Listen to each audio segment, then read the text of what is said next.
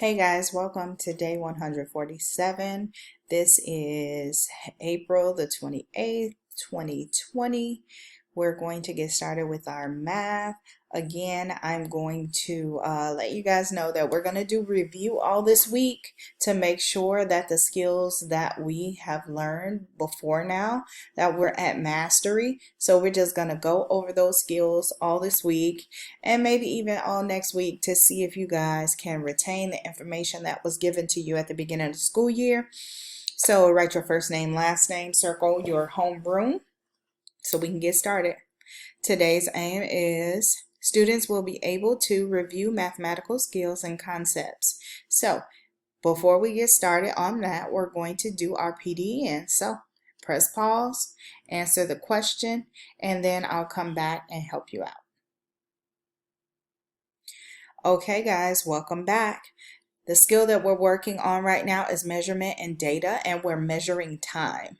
Now, a lot of you guys already know what your RIT score was for math, and this skill is in between the RIT score of 191 and 200, and that is a lot of your goals for this school year. So you need to pay really close attention. Now, when we're looking at an analog clock, that's what this is called. The shorthand tells us the hour and the longhand tells us the minute. Now, if we focus in, we can tell that our shorthand is somewhere in between 8 and 9, but our longhand is somewhere in between 4 and 5. Now, the way that you figure that out is by counting the minutes. So it says 5, 10, 15, 20. Then we got 21, 22, 23.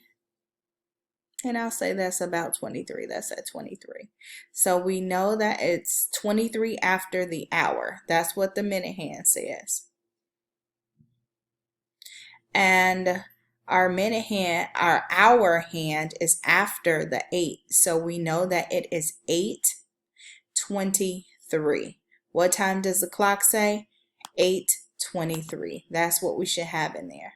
Now it says, what time will it be in 50 minutes? So if we're at 8:23, we can keep counting on and say 8:28, 33, 38,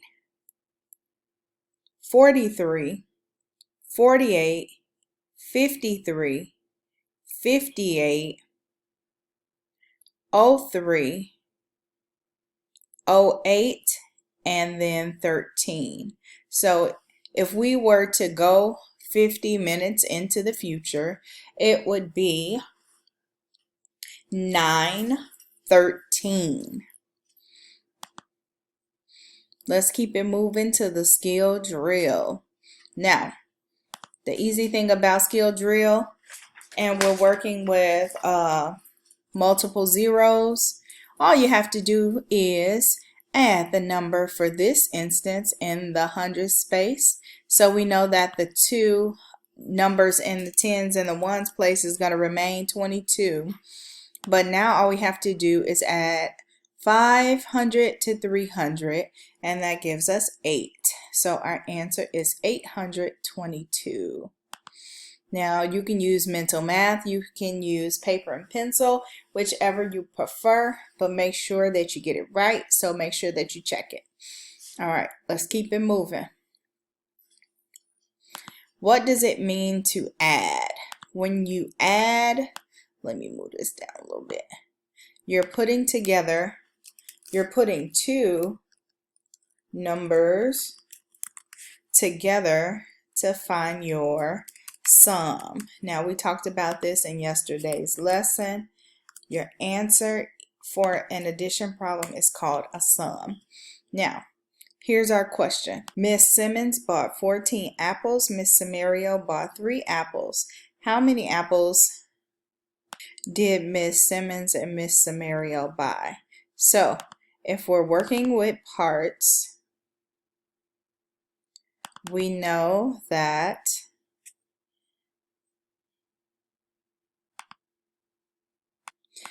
Miss Simmons bought 14 apples and I bought 3. Now, we've already talked about the strategy of continuing to count.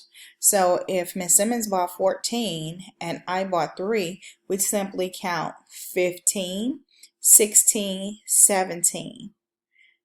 Our total 17.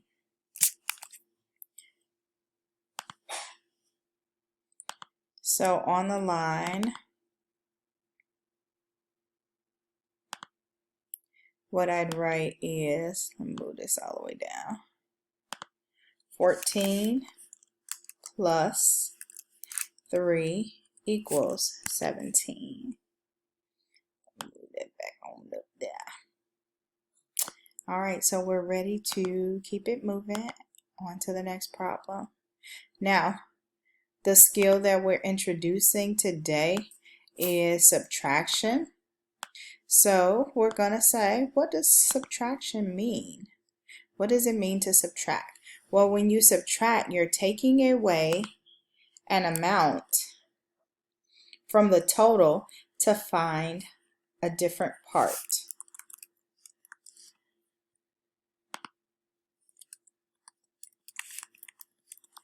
Now, as we all know, the answer for an addition problem is the sum. Well, the answer for a subtraction problem is the difference. All right, let's look at this example. Miss Simmons and Mrs. Samario bought 19 apples. Miss Simmons bought 4 apples. How many apples did Miss Samario buy? So if we start from 4, we can continue counting, but it is in the different directions. So we're going to go 4, 5, 6, 7, 8, 9, 10, 11, 12, 13, 14, 15, 16, 17, 18, 19. So our answer is 15. Now we have one part, which is, well, we can start from the back end. We know our total is 15. We know one part is 19, and then the other part is 4. So 19 take away 4 equals 15. And if we write that out on our line, it would look a little something like this. Come on, guys. 19 take away 4